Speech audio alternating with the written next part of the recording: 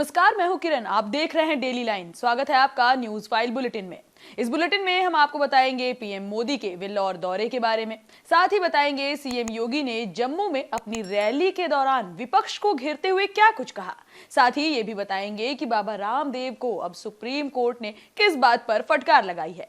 लेकिन उससे पहले एक नजर डालते हैं आज की हेडलाइंस पर। पीएम मोदी ने वेल्लोर में डीएमके पर बोला जमकर हमला। कहा डीएमके के पास करप्शन का कॉपीराइट, पूरी फैमिली मिलकर तमिलनाडु को लूट रही है। जम्मू के कठुआ में गरजे सीएम योगी। कांग्रेस ने हमारे आराध्यों के अस्तित्व पर खड़ा किया सवाल, ऐसा कहते सुनाई दिए सीएम योगी।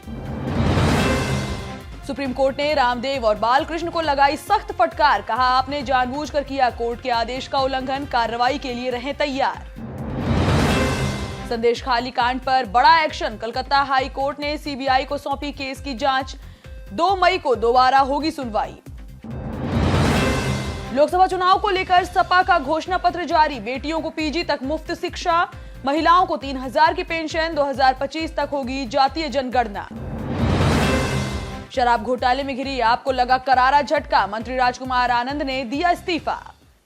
रुक करते हैं पहली खबर की ओर, जहां पीएम मोदी ने आज तमिलनाडु के वेल्लोर में एक जनसभा को संबोधित किया। इस मौके पर उन्होंने राज्य की डीएमके सरकार पर जमकर हमला बोला। उन्होंने कहा कि डीएमके के पास करप्शन का कॉपीराइट है। यहां पूरी फैमिली मिलकर तमिलनाडु को लूटने का काम कर रही है। ये पार्टी एक फैमिली की कंपनी बन गई है। इन्होंने एंटी तमिल कल्चर को भी बढ़ावा दिया है। पीएम मोदी ने आगे कहा कि डीएमके तमिलनाडु को पुरानी सोच में फंसा कर रखना चाहती है। डीएमके की फैमिली पॉलिटिक्स की वजह से यहाँ के यूथ को आगे बढ़ने का मौका तक नहीं मिल रहा। इस पार्टी में आगे बढ़ने के लिए सिर्फ 3 क्राइटेरिया है। पहला फैमिली पॉलिटिक्स, दूसरा करप्शन और तीसरा एंटी तमिल कल्चर। बात करते हैं अगली खबर की, जहां यूपी के सीएम योगी आदित्यनाथ आज जम्मू कश्मीर के कठुआ पहुंचे। शहर कठुआ के जिला खेल मैदान में उन्होंने विशाल जनसभा को संबोधित किया। आपको बता दें, सीएम योगी ने उधमपुर सीट से बीजेपी उम्मीदवार डॉक्टर जितेंद्र सिंह के पक्ष में चुनावी प्रचार किया। डॉक्टर जितेंद्र सिंह को बीजेपी ने तीसरी बार उधमपुर लोकसभा सीट से टिकट दिया है।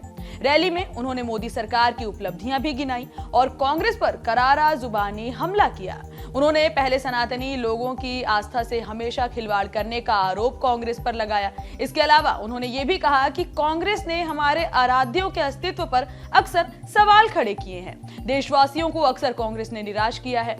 सीएम योगी ये भी कहते सुनाई दिए कि पहले काशी विश्वनाथ धाम विकसित हो गया था।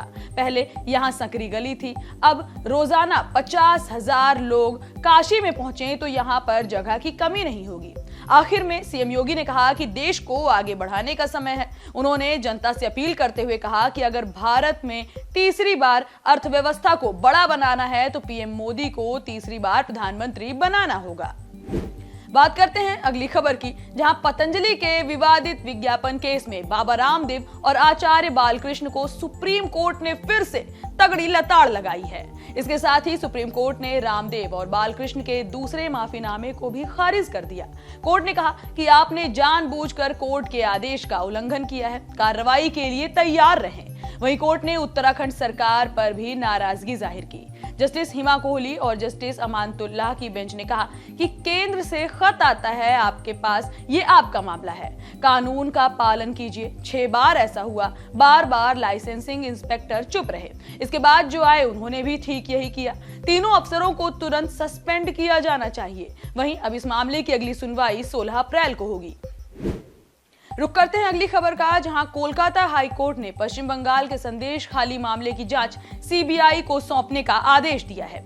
आपको बता दें, संदेश खाली की महिलाओं ने टीएमसी के नेताओं पर कथित रूप से यौन उत्पीड़न और जबरन जमीन कब्जाने का आरोप लगाया है। इस पूरे मामले में शेख शाहजहां, शिबू हाजरा और उल्लम सरदार को आरोपी बनाया गया है। संदेश खाली से जुड़ी 5 जनहित याचिकाओं पर चीफ जस्टिस टीएस शिवज्ञानम और जस्टिस हिरण्यम भट्टाचार्य की बेंच ने सुनवाई की। बेंच ने कहा कि कोर्ट की निगरानी में सीबीआई जांच होगी। सीबीआई जांच की रिपोर्ट हाई कोर्ट को सौंपी जाएगी। अब केस की अगली सुनवाई 2 मई को होने वाली है। वहीं कोर्ट के इस आदेश के बाद अब राज्य की ममता बनर्जी सरकार सीबीआई जांच पर रोक नहीं लगा पाएगी। दरअसल ये मामला है कि राज्य से जुड़े किसी भी मामले में केंद्रीय जांच एजेंसी सीबीआई की इंक्वायरी के लिए राज्य सरकार से अनुमति लेनी होती है, क्योंकि ये लोगों की सुरक्षा का मामला है। इसीलिए मामले को संज्ञान में लेते हुए कोलकाता हाई कोर्ट के आदेश के बाद अब इसकी जरूरत नहीं पड़ेगी। रुक करेंगे अगली खबर का, जहां समाजवादी पार्टी ने आज लोकसभा चुनाव के लिए अपना घोषणा पत्र जारी किया है। सपा ने अपने घोषणा पत्र को विजन डॉक्यूमेंट नाम दिया है। इस घोषणा पत्र में 2025 तक जातीय जनगणना कराने, 2029 तक सबको न्याय, लड़कियों को फ्री शिक्षा और महिलाओं को 33% आरक्षण देने का वादा किया गया है। साथ ही सपा ने खाली पड़े सरकारी पदों को भरने की बात भी कही है। सपा अध्यक्ष अखिलेश यादव ने आज पार्टी कार्यालय में प्रेस कॉन्फ्रेंस करते हुए घोषणा पत्र का ऐलान किया। इस मौके पर अखिलेश ने कहा कि बेटियों को केजी से पीजी तक मुफ्त एजुकेशन और गरीब महिलाओं को 3,000 रुपए पेंशन देंगे। साथ ही मनरेगा मजदूरी को बढ़ाकर 450 रुपए करने की बात कहते हुए भी अखिलेश यादव नजर आए। वहीं अखिलेश यादव ने यह भी कहा कि मनरेगा के तहत 150 दिन काम कराया जाएगा। रुक करते हैं अगली खबर का, जहां लोकसभा चुनाव को लेकर बीजेपी ने आज अपनी 10वीं लिस्ट जारी कर दी है। इस लिस्ट में बीजेपी ने अपने 9 उम्मीदवारों के नामों का ऐलान किया है, जिसमें यूपी से 7, चंडीगढ़ और बंगाल से एक प्रत्याशियों का नाम सामने रखा गया है। बीजेपी ने मैनपुरी से सपा सांसद डिंपल यादव के सामने पर्यटन मंत्री जयवीर सिंह को टिकट दिया है। वहीं बीजेपी ने इस बार प्रयागराज से रीता बहुगुणा जोशी का टिकट काट दिया है। पार्टी ने उनकी जगह केसरीनाथ त्रिपाठी के बेटे नीरज त्रिपाठी को टिकट दिया है। 5 सीटों पर इस बार नए प्रत्याशी बीजेपी की ओर से उतारे गए हैं। बलिया के मौजूदा सांसद वीरेंद्र सिंह मस्त का टिकट भी काट दिया गया है। इनकी जगह पूर्व प्रधानमंत्री चंद्रशेखर के बेटे नीरज शेखर को टिकट दिया गया है। वहीं गाजीपुर से पारसनाथ राय को टिकट दिया गया है। वहीं फूलपुर से मौजूदा सांसद केसरी देवी पटेल की जगह प्रवीण पटेल को टिकट दिया गया है। जिन 2 चेहरों को दोबारा टिकट मिला है, उनमें कौशाम्बी से मौजूदा सांसद विनोद सोनकर और मछली शहर के सांसद बीपी सरोज शामिल हैं। इसके साथ ही बीजेपी यूपी में अब तक 70 सीटों पर अपने प्रत्याशियों का नाम घोषित कर चुकी है। बात करेंगे आखिरी खबर की, जहां दिल्ली के शराब घोटाले में फंसी आम आदमी पार्टी की मुश्किलें कम होने का नाम ही नहीं ले रही।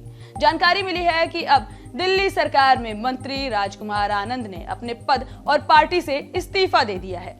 वे दिल्ली में समाज कल्याण मंत्रालय संभालते थे। हाल ही में राजकुमार आनंद के घर पर ईडी की रेड भी पड़ी थी। आपको बता दें कि राजकुमार आनंद का नाम आम आदमी पार्टी से काफी ज्यादा समय से जुड़ा हुआ है और उनका ये इस्तीफा पार्टी के लिए काफी बड़ा झटका माना जा रहा है। वे दिल्ली के पटेल नगर से विधायक हैं। इस्तीफे के बाद राजकुमार आनंद ने कहा कि आज बहुत व्यथित हूं, राजनीति बदलेगी तो देश बदलेगा। आम आदमी पार्टी पर बहुत बड़ा आरोप लगा है, इसलिए मैं इस पार्टी, सरकार और मंत्री पद से इस्तीफा दे रहा हूं।